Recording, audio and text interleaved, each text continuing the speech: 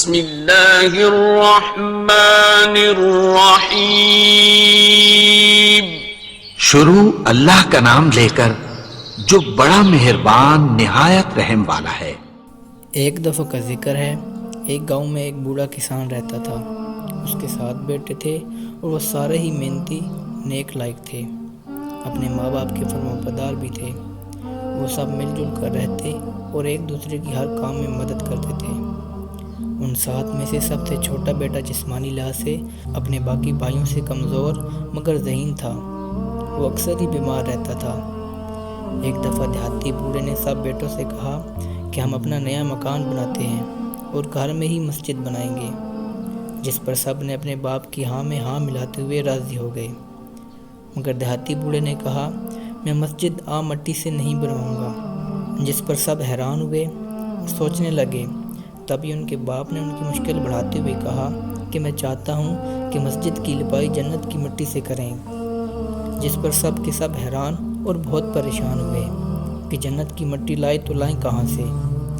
چونکہ ان کے والد کا حکم تھا تو وہ اس کی تکمیل کے لیے گھر سے نکل پڑے اور شام تک مٹی لا کر دینے کا کہہ کر وہ اپنی اپنی راہ ہو لیے۔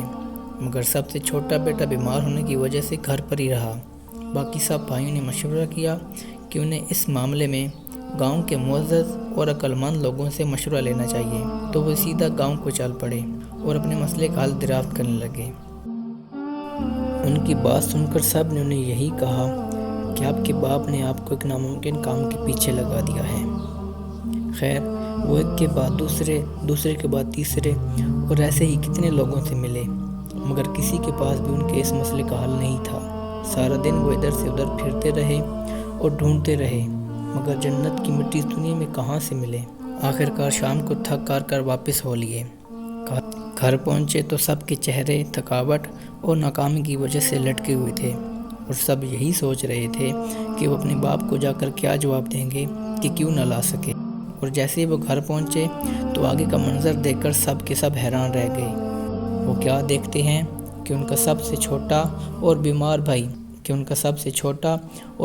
بھائی ایک بوری مٹی کی بھرے ہوئے بیٹھا ہے، جس پر وہ سب بہت حیران تھے کہ اسے گھر میں چارپائی پر لیٹے ہوئے کہاں سے جنت کی مٹی ملی۔ جب وہ اس کے پاس گئے اور ان کا باپ بھی آ گیا، کیونکہ شام کا وقت مقرر تھا، تو سب سے چھوٹے بیٹے نے اپنے باپ کو مٹی کا تھیلا تھماتے ہوئے کہا کہ یہ لے ابا جان جنت کی مٹی۔ جس پر باپ نے پوچھا بیٹا تمہیں گھر میں بیٹھے جنت کی مٹی کہاں سے ملی؟ بیٹے نے کہا سارا دن ماں کے پیچھے پیچھے پھرتا رہا، جہاں جہاں وہ قدم رکھتی وہاں سے مٹی اٹھاتا، یہ وہی مٹی ہے۔